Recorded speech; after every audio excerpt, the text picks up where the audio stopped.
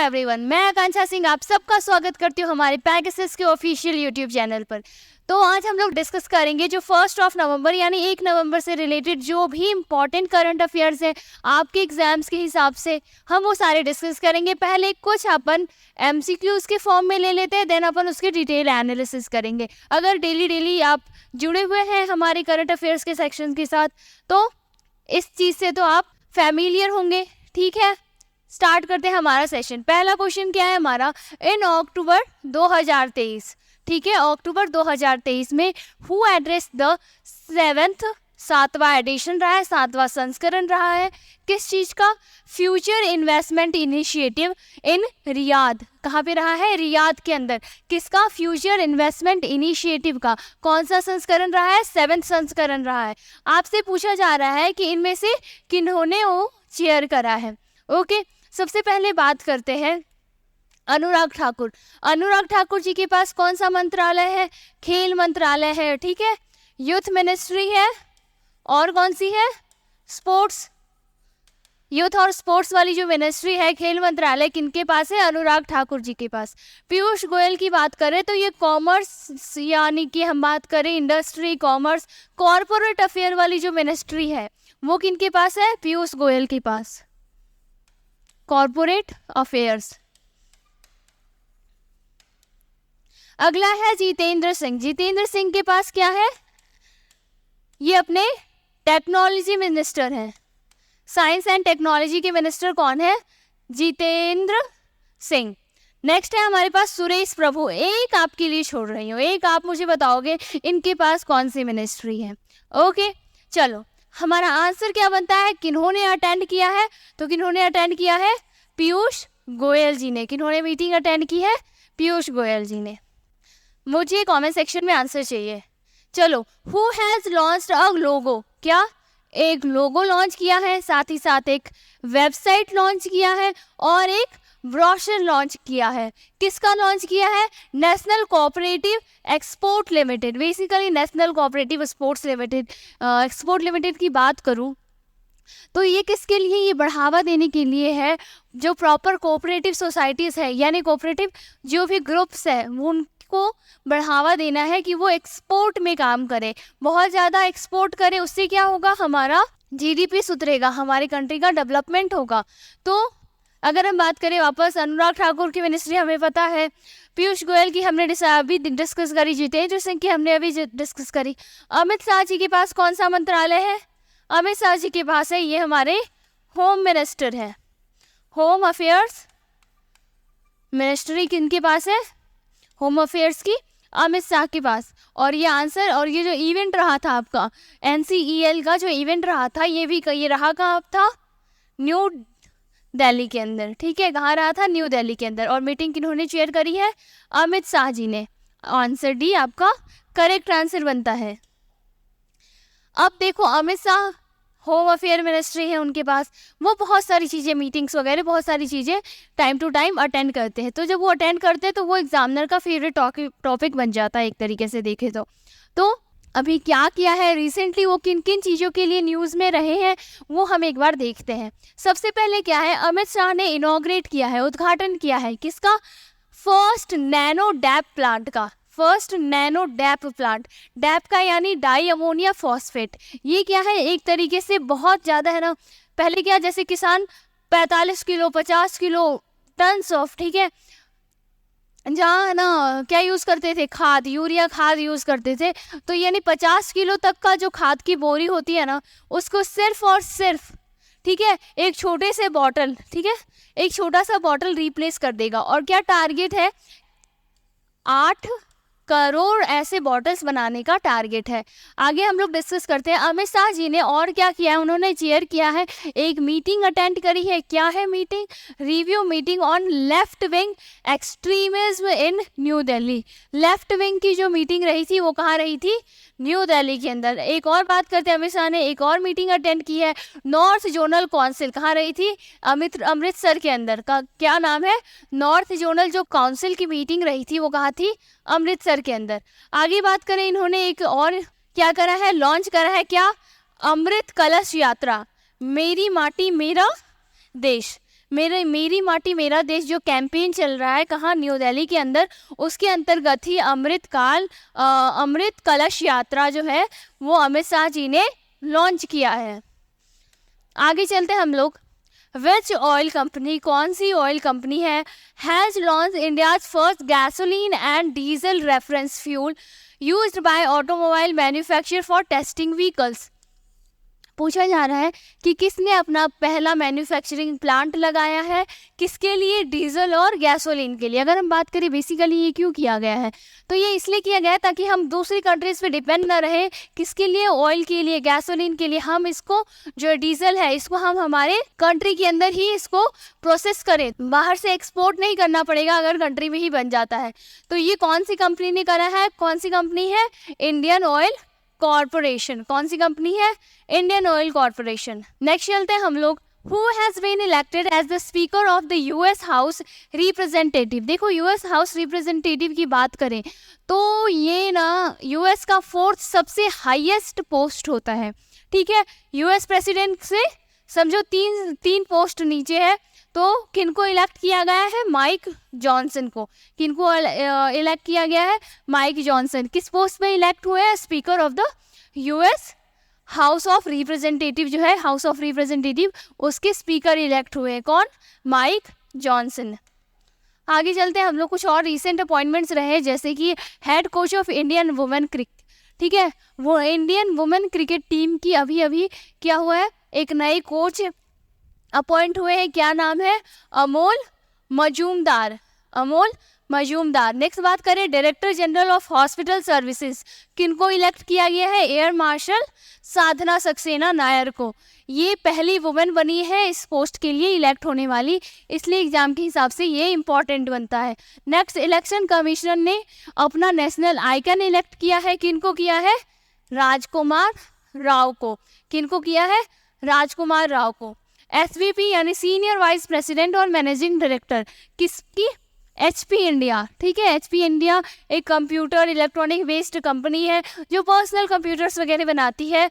इन्होंने अपना नया SVP और MD यानी मैनेजिंग डायरेक्टर चूज किया है। किसको, इप्सिता दासगुप्ता को। ओके, इप्सिता दासगुप्ता को। आगे बात करें CMD ऑफ IRCTC, ठीक है। IRCTC का फुल फॉर्म जरूर याद रखना, एग्जामिनर काफ़ी बार पूछेगा। किनको इलेक्ट किया गया है, संजय कुमार जैन को। और इन्होंने रिप्लेस किसको किया है, महेंद्र प्रताप माल को। अगर आप रेगुलर जुड़े हुए हो तो आपको ये चीज़ें अब तक लर्न हो जाती, तो डेली कनेक्ट रहो आप क्लासेस से। नेक्स्ट है स्विस वॉच मेकर, क्या नाम है, राडो। स्विस वॉच मेकर एक बहुत ही लग्जरी वॉचेज बनाती है। उस राडो ने क्या किया है, एक नए ब्रांड एम्बेसडर अपॉइंट किया है। कहाँ, इंडियन एक एक्ट्रेस को। किसको बनाया गया है, कैटरीना कैफ को। उसने अपने ब्रांड एम्बेसडर, अपनी कंपनी का ब्रांड एम्बेसडर ग्लोबल यानी कि वर्ल्ड लेवल पे अपना ब्रांड एम्बेसडर इलेक्ट किया है। किसको किया है, कैटरीना कैफ को। अगला है कुछ रिसेंट ब्रांड एम्बेसडर्स देख लें आप लोग। चेतन भगत, ठीक है। चेतन भगत, इनको क्या बनाया गया है, हेनरी हार्विन एजुकेशन, ठीक है। हेनरी हार्विन एजुकेशन एक एडटेक प्लेटफॉर्म है, ठीक है। प्लेटफॉर्म है, एडटेक प्लेटफॉर्म है, यानी कि ऑनलाइन पढ़ाने वाली एक प्लेटफॉर्म है। उसने चेतन भगत को अपना ब्रांड एम्बेसडर बनाया है। बात करें महेंद्र सिंह धोनी को, इसको लेज ने अपना नो लेज नो गेम कैंपेन के लिए ब्रांड एम्बेसडर बनाया। साथ ही साथ इनको जियो मार्ट, रिलायंस जियो मार्ट ने अपना ब्रांड एम्बेसडर बना रखा है। स्वराज ट्रैक्टर्स ने अपना ब्रांड एम्बेसडर बना रखा है। मोहम्मद शामी एक फास्ट बॉलर है, बहुत फास्ट बॉलर है, ठीक है। उनको पूमा ने अपना ब्रांड एम्बेसडर अभी बनाया है। नीरज चोपड़ा किसके हैं, लॉरेंस एम्बेसडर के ब्रांड एम्बेसडर बने हुए हैं। माही भाई की बात करूं, अभी हमने डिस्कस किया, जियो मार्ट की ब्रांड एम्बेसडर है कैटरीना कैफ को। यूनिक्लो इंडिया ने अपना ब्रांड एम्बेसडर बनाया है, जैपनीज कंपनी है यूनिक्लो। इसने यूनिक्लो इंडिया के लिए इनको अपना ब्रांड एम्बेसडर बनाया है। अभी हमने देखा इनको, जो राडो है वॉच बनाती है कंपनी, इसने भी इनको अपना ब्रांड एम्बेसडर बनाया है। नेक्स्ट ऋतिक रोशन को किसने बनाया है, एक्सॉन मोबिल ने, ठीक है, एक्सॉन मोबिल ने ऋतिक रोशन को अपना ब्रांड एम्बेसडर बनाया है। नेक्स्ट क्वेश्चन है हमारे पास, Robert Fico has been appointed as the prime minister, इनको क्या प्राइम मिनिस्टर बनाया गया है। Which of the following country fourth time, कौन से कंट्री के लगातार ये चौथी बार प्राइम मिनिस्टर बने हैं। किसके बने हैं, स्लोवाकिया के। किसके बने हैं, स्लोवाकिया के। ठीक है, नेक्स्ट चलते हैं हम लोग। अबाउट स्लोवाकिया के बारे में कुछ चीज़ें जान लो। कैपिटल क्या है, ब्रतिस्लावा। ठीक है, स्लोवाकिया कैपिटल क्या रहेगा, ब्रतिस्लावा। ठीक है, ब्रतिस्लावा, ऐसे आप याद रखेंगे। नेक्स्ट है करेंसी, वहाँ करेंसी क्या चलती है, यूरो चलती है। जुजाना कौन है वहाँ के प्रेसिडेंट है, जुजाना कपूटोवा क्या है वहाँ के प्रेसिडेंट। और रॉबर्ट फिको अभी अभी प्राइम मिनिस्टर इलेक्ट हुए हैं स्लोवाकिया के, क्या नाम है, रॉबर्ट फिको, लगातार चौथी बार प्राइम मिनिस्टर बन गए हैं। कुछ नए अपॉइंटमेंट्स रहे, न्यूली अपॉइंटमेंट, वो भी एक बार देख लो। प्रेसिडेंट कौन से अपॉइंटमेंट जो प्राइम मिनिस्टर या फिर प्रेसिडेंट बने हैं अभी अभी किसी देश के, तो बात करते हैं डैनियल नोबोआ। ठीक है, डैनियल नोबोआ कहाँ के बने हैं, इक्वाडोर के। इक्वाडोर के डैनियल नोबोआ। जेन ब्राइस ओलिंग्यू कहाँ के बने हैं, गैबोन के। ठीक है, गैबोन के जेन Bryce ओलिंग्यू।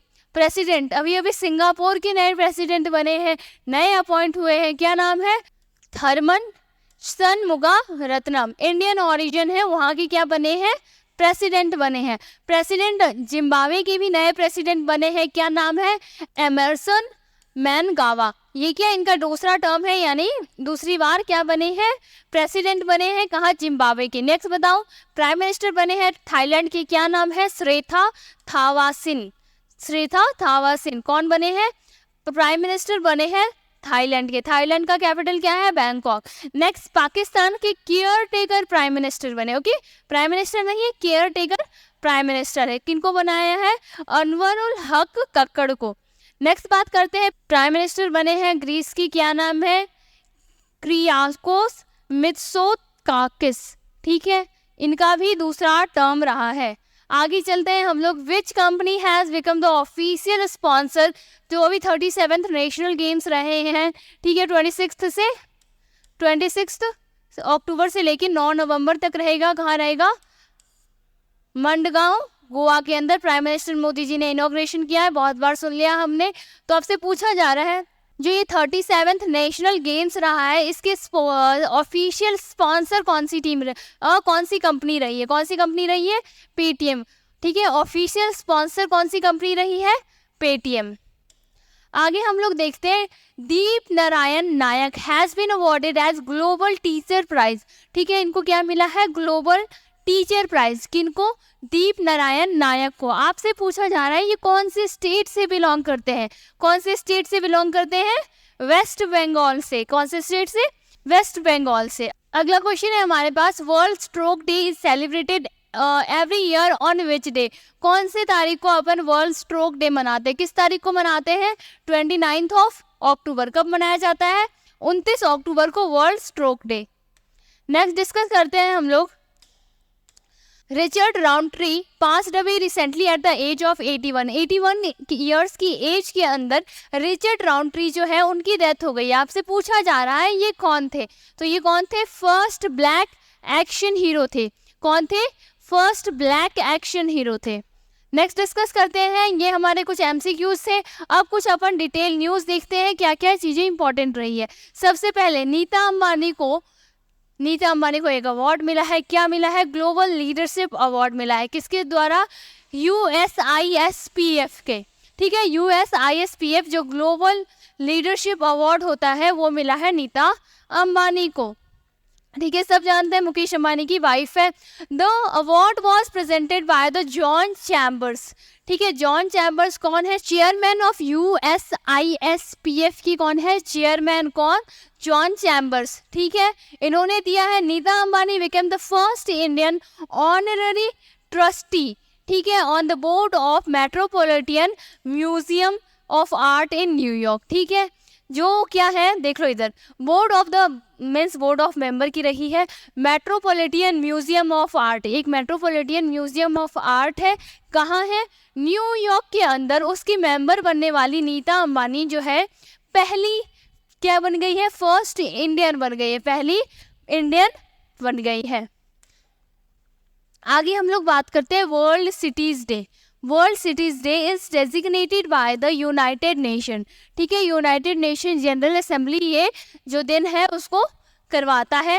An annual celebration observed on 31 of October, कब मनाया जाता है, 31 अक्टूबर को हर साल ये मनाया जाता है। The theme of the world cities day 2023 is, इस बार का थीम क्या था, financing sustainable urban future for all, ठीक है, फिनेंसिंग सस्टेनेबल। सो मेन आप लोग आजकल देख रहे होंगे हर एक चीज में बात क्या आ रही है, सस्टेनेबल की, क्या है, financing sustainable urban future for all. आगे डिस्कस करते हैं। नेक्स्ट क्या है आपके पास, Matthew Perry. Matthew Perry picture देख रहे होंगे आप लोग, फ्रेंड्स में जो जिन्होंने क्या किया था, चैंडलर का रोल किया था, उनकी अभी 54 ईयर्स के एज में उनकी ड्रॉनिंग यानी डूबने से उनकी मृत्यु हो गई। फ्रेंड्स स्टार मैथ्यू पेरी, क्या नाम है, Matthew Perry was found dead in a hot tub at his Los Angeles home. Los Angeles में जो उनका घर है उसमें हॉट टब में बैठे थे, डूबने से इनकी मृत्यु हो गई। The iconic actor known for his portrayal of Chandler, क्या चैंडलर बिंग के रोल में थे वो, Chandler Bing in the legendary TV series Friends में, ठीक है, फ्रेंड्स के अंदर चैंडलर के रोल में थे। नेक्स्ट हम लोग देखते हैं swan energy pays 231 crore to acquire Reliance naval and engineering. सीधा सीधा सा न्यूज़ है, समझ में आ जाना चाहिए। जो स्वान एनर्जी है उसने 231 करोड़ दिए हैं, किसके लिए, रिलायंस का जो नेवल और इंजीनियरिंग है, जो वो एरिया है उसको एक्वायर करने के लिए, उस फील्ड को एक्वायर करने के लिए। स्वान एनर्जी अब मुंबई बेस्ड, ठीक है, मुंबई बेस्ड एक कंपनी है, उसने रिलायंस नेवल एंड इंजीनियरिंग को क्या किया है, एक्वायर किया है, यानी उसका टेक ओवर कर लिया है। The move align with the government आत्मनिर्भर भारत इनिशिएटिव, ये एक तरीके से किसका पार्ट है, आत्मनिर्भर जो भारत है उसका। Emphasizing self reliance in ship building, self reliance यानी हमें क्या बनना है, आत्मनिर्भर बनना है, किसके लिए, जो शिप्स बन रही है, यानी जो शिप्स बनानी है उसके लिए, उसके एक्सपोर्ट के लिए हमें बाहर की किसी कंट्री पे निर्भर नहीं करना है, आत्मनिर्भर भारत बनाना है, आत्मनिर्भर बनना है। आगे एक और न्यूज है हमारे पास, FATF रिमूव्स केमन, ठीक है, सेमन जो है उस सेमन आइलैंड को from its grey list, grey list से निकाल दिया है, किसको, सेमन को। अगर हम बात करें the financial action task force, FATF का फुल फॉर्म क्या होता है, financial action task force. Basically अगर ग्रे लिस्ट की बात करें तो देखो एक होता है ब्लैक लिस्ट, एक होता है ग्रे लिस्ट। ग्रे लिस्ट के अंदर क्या होता है कि वो कंट्री जो कि क्या टेररिस्ट एक्टिविटीज़, आतंकवाद को बढ़ावा दे रही है, ऐसे कंट्रीज़ को क्या करते हैं, ग्रे लिस्ट के अंदर डाल देते हैं। और ग्रे लिस्ट में अगर कोई कंट्री आती है तो उसमें ऐसा होता है बहुत सारे बाउंडेशंस लग जाते हैं कि वो दूसरी कंट्रीज़ के साथ ट्रेड नहीं कर सकती, लोन नहीं मिलेंगे, मीन्स बहुत सारी चीज़ें बैन सैंक्शन उन पे लगा दिए जाते हैं। ये क्या है, FATF क्या है, एक इंटर गवर्नमेंटल बॉडी है, क्या है, एक इंटर गवर्नमेंटल बॉडी है responsible for setting international standards to combat, कोई अगर कंट्री मनी लॉन्ड्रिंग के केस में है, ठीक है, टेररिस्ट एक्टिविटीज़ को फाइनेंस कर रही है, यानी कि आतंकवाद के लिए पैसे दे रही है, साथ ही साथ प्रॉफिटरेशन फाइनेंसिंग, यानी कुछ ऐसे गलत तरीके, प्रॉफिट के लिए गलत तरीके की तरफ बढ़ रही है, तो उसे FATF क्या करता है, ग्रे लिस्ट, ब्लैक लिस्ट इनमें डाल देता है, इस पर चेकलिस्ट बना के रखता है। has recently made a headline by removing several countries from the grey list, बहुत सारे कंट्रीज को ग्रे लिस्ट से निकाला है। द केमैन आइलैंड, दो केमैन आइलैंड है a British overseas territory found itself on the FATF grey list in 2021। जो semen था वो 2021 में ग्रे लिस्ट में था, अब उसे निकाल दिया गया, ठीक है। जहाँ पे अलग अलग कंट्रीज को ग्रे लिस्ट से निकाला गया है वहीं पे क्या हुआ है, बुल्गारिया, ओके, बुल्गारिया को ग्रे लिस्ट के अंदर ऐड कर दिया गया है। आगे हम लोग देखते हैं एक और न्यूज़ है, क्या नाम है, बैजनाथ, ठीक है, Baijnath Agrawal trustee of green, ठीक है। हम सबको पता है गीता प्रेस की किताबें हम सब ने पढ़ी है, गीता प्रेस जो हमारे घर पे जो पूजा और से रिलेटेड जो बुक्स आती है गीता प्रेस की आती है। इवन आपके बड़े लोगों ने आपसे कहा होगा कि देख कर लेना नीचे गीता प्रेस लिखा हुआ होना चाहिए, ठीक है, ऐसे हमें कहते हैं। तो वही जो गीता प्रेस की जो है गोरखपुर में जो ये गीता प्रेस है, बैजनाथ अग्रवाल, उनकी भी मृत्यु हो गई है। Baijnath Agrawal the dedicated trustee of Gita Press Gorakhpur, 90 साल की उम्र में इनकी मृत्यु हो गई है, इनकी डेथ हो गई है। The Gita Press was honoured with the prestigious Gandhi peace prize, ठीक है, गीता प्रेस को क्या एक बहुत इंपॉर्टेंट प्राइज मिल चुका है, कौन सा प्राइज मिल चुका है, गांधी पीस प्राइज। आगे हम लोग बात करें, एक फिनेंस से रिलेटेड न्यूज़ है, इकोनॉमी से रिलेटेड न्यूज़ है।